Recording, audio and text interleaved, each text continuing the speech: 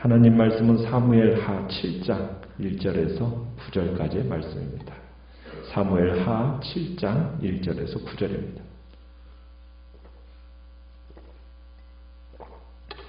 사무엘하 7장 1절입니다. 여호와께서 주위의 모든 원수를 무찌르사 왕으로 궁에 평안히 살게 하신 때에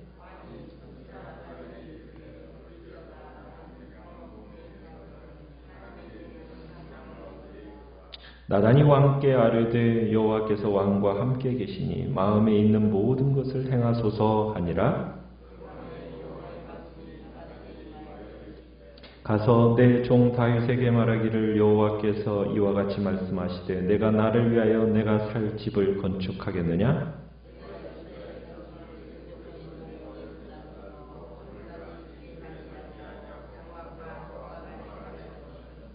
이스라엘 자손과 더불어 다니는 모든 곳에서 내가 내 백성 이스라엘을 먹이라고 명령한 이스라엘 어느 지파들 가운데 하나에게 내가 말하기를 너희가 어찌하여 나를 위하여 백향목집을 건축하지 아니하였느냐고 말하였느냐?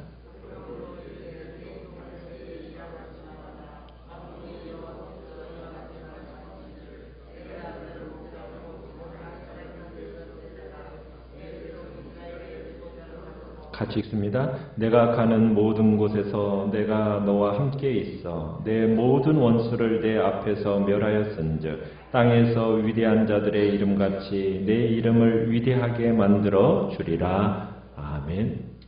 오늘 말씀의 제목은 하나님을 감동시키는 자라는 제목으로 말씀을 나눕니다. 오늘부터 시작해서 7장의 말씀은 다윗 언약이라고 불리워지는 본문입니다. 이 말씀은 사무엘서 전체의 신학적인 심장과 같은 말씀이라고 할 수 있고요. 그리고 이 다윗 언약은 구약에 있어서 가장 중요한 이 본문이기도 합니다. 이 다윗 언약을 통해서 이스라엘을 초월해 온 인류에 영향을 미치는 복된 그리스도가 나오게 되는 약속의 말씀입니다.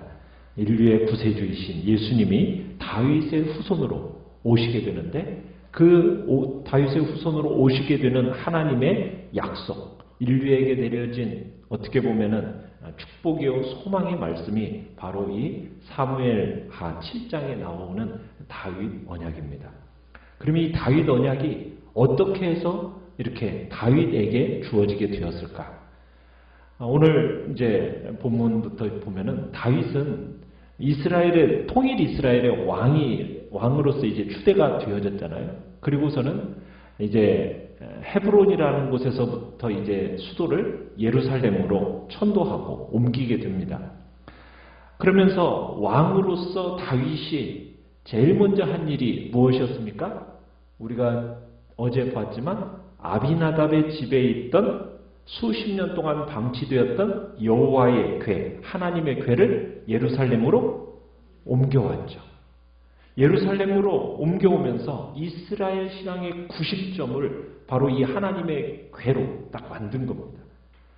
그러면서 하나님의 궤를 가지고 오면서 얼마나 기뻤던지 다윗이 왕의 채통도 잊어버리고서는 백성들 앞에서 덩실덩실 춤을 추었던 것을 보게 되죠. 자, 이렇게 법궤를 모셔온 이후로 다윗의 왕국은 점점 어떻게 되어졌다고 얘기하고 있습니까? 7장 1절에 보면 강성해지고 주변 국가들은 하나둘 다 제압해 나가기 시작했고 오랫동안 불안정했던 그 시대가 끝나고 안정과 평화의 시대가 도래하게 된 겁니다. 그러니까 하나님은 이제 모든 원수로부터 이제 다윗을 안전하게 지켜주셨고 이제 다윗은 평안하게 왕궁에 살게 된 이때 평안하고 여유가 생기면 보통 사람은 어떻죠? 좀 삐딱할 선을 타기가 쉽지 않습니까? 시간이 남아돌고 돈이 남아돌면 사람이 여유가 생기면은 선하고 옳은 생각을 하는 사람은 그렇게 많지 않습니다. 대부분은 인간은 이 죄짓는 방향으로 흘러가는 것이 그게 바로 인간의 본성이에요. 자, 그런데 주님의 은총으로 이렇게 안식을 누리게 된 다윗은 어떤 마음을 지금 품게 됩니까?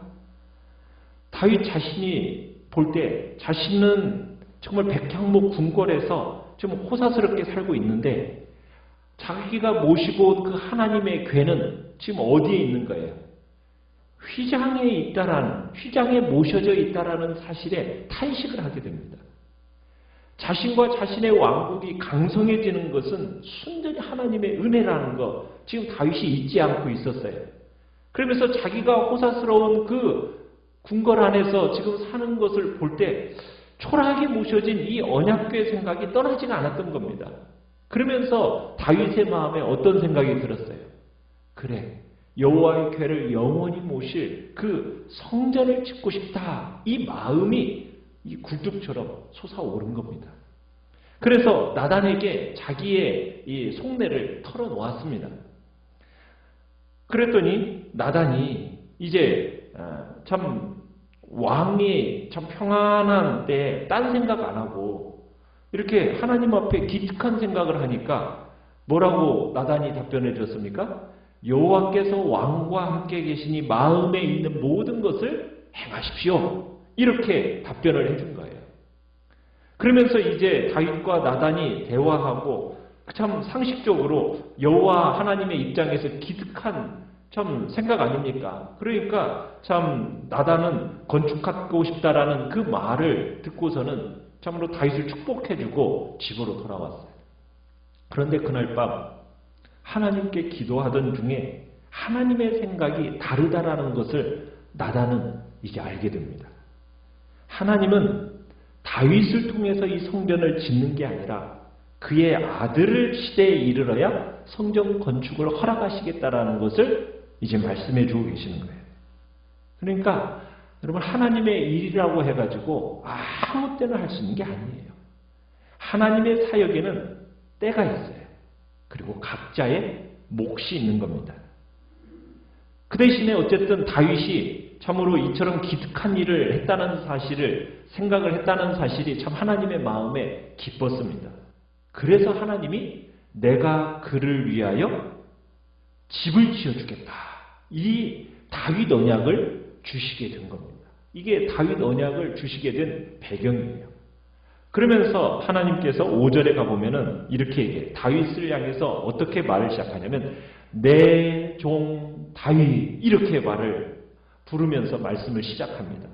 여러분 내 종 이 표현은 아브라함을 비롯한 선조들과 하나님의 선지자들 메시아에게만 사용되었던 단어가 내 종이라는 단어예요. 그럴 때 정말 하나님의 마음에 이 다윗이 얼마나 참 마음에 감동을 주었는지 또 귀히 여기시는지를 엿볼 수 있는 대목이라고 할 수 있습니다. 그러면서 이제 이유를 설명을 하시는데 첫 번째로 6절에 가보면은 하나님께서 이스라엘 백성을 애굽에서 인도해 내신 날로부터 오늘에게 이르기까지 자신은 집에 거하지 않으셨다는 거예요. 어디에 거하셨다고 얘기합니까? 장막과 성막에 거하셨다라는 거죠. 장막과 성막이라는 것은 유동적이고 임시적인 겁니다. 그리고 자주 이동해서 다니고 영구적이지를 못해요. 그러니까 안정적이지가 못한 거죠. 그러나 하나님은 회막이든 집이든 성막이든 성전이든 하나님은 어느 곳을 불문하고 항상 이스라엘 백성과 함께 해오셨다라는 거예요. 그러니까 한마디로 무슨 얘기를 하냐면 성전에만 머무시는 분이 아니라 하나님은 무소부재하신 하나님이시다라는 얘기를 여기서 하는 겁니다. 그러니까 굳이 네가 성전을 안 지어도 나는 어느 곳에나 머무는 그런 존재라는 사실을 지금 말씀하고 있는 겁니다. 그러면서 이제 7절에서는 무슨 얘기를 하느냐면 이스라엘 그 어떤 지파에게도 나를 위해서 집을 지어달라는 얘기를 하지 않았다는 거예요. 그 백향목 집을 짓지 않았다고 나는 책망하거나 요구한 적이 없다. 그러면서 이제 다윗에게 얘기를 하고 그러면서 왜 그렇게 사랑하시고 아끼시는 다윗이 성전 짓는 것을 그러면 왜 거부를 했을까?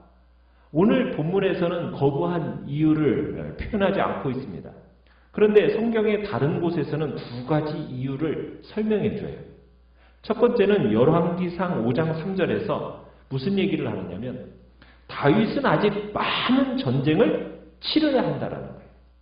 그렇기 때문에 성전 지키에 적합한 사람이 아니라고 이야기를 합니다. 그러니까 다윗은 순수한 동기에서 성전 지키를 원했지만 하나님 보시기에 이 일은 이웃 나라들과의 전쟁 중인 다윗이 지고 가기에는 너무 큰 짐이라는 거죠. 그래서 성전 짓는 일을 못하게 하신 겁니다.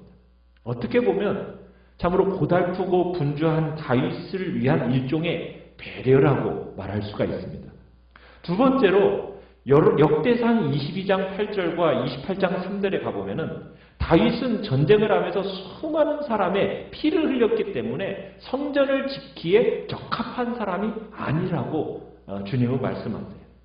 그러니까 율법에 따르면은 성전은 언제 지어지느냐? 전쟁이 없고 평안한 시대에 지어져야 된다는 거예요. 그러나 아직 다윗은 전쟁을 해야 되는 분주한 그런 사람이었기 때문에 또 많은 사람의 피를 흘려야 하는 존재였기 때문에 아직 성전을 지을 만한 평안한 시기가 아니니까 다윗에게는 이 성전 건축을 허락하지 않는 겁니다. 그러면서 누구에게 성전 건축을 허락하겠다고 말씀을 하시냐면 다윗의 아들 솔로몬의 시대 때 성전을 건축하게 하겠다라고 이야기를 합니다. 정말 이 솔로몬의 시대 40년의 세월은요, 지속적인 평화를 누립니다. 정말 그렇게 이 가나안 지역에 전쟁이 없었던 시대가 바로 솔로몬의 시대거든요.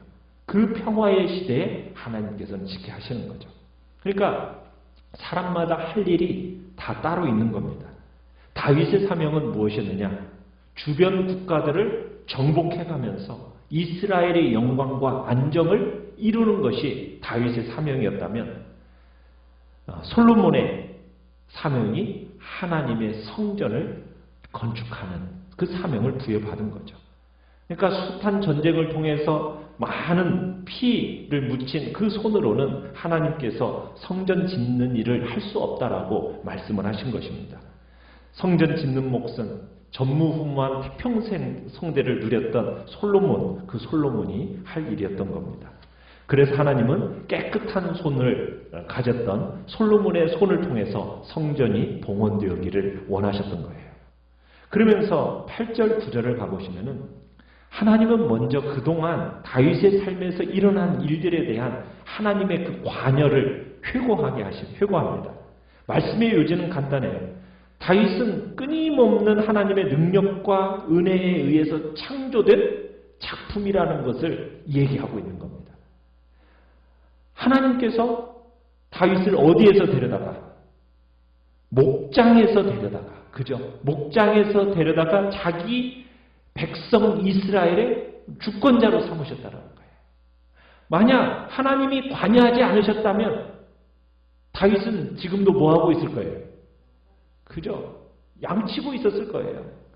그런데 양을 치던 그를 하나님께서 은혜로 불러다가 이제는 누구를 치게 하셨습니까? 이스라엘 백성을 치게 하셨다는 거예요. 하나님께서 많은 전쟁에서 다윗을 승리케 하셨고 적들을 가차없이 물리치게 하셨다는 거예요. 그렇게 할 수 있었던 게 뭐라고요? 9절에서 내가 가는 모든 곳에 내가 너와 함께 있었다는 거예요. 네 모든 원수를 내 앞에서 멸하였다라는 거죠.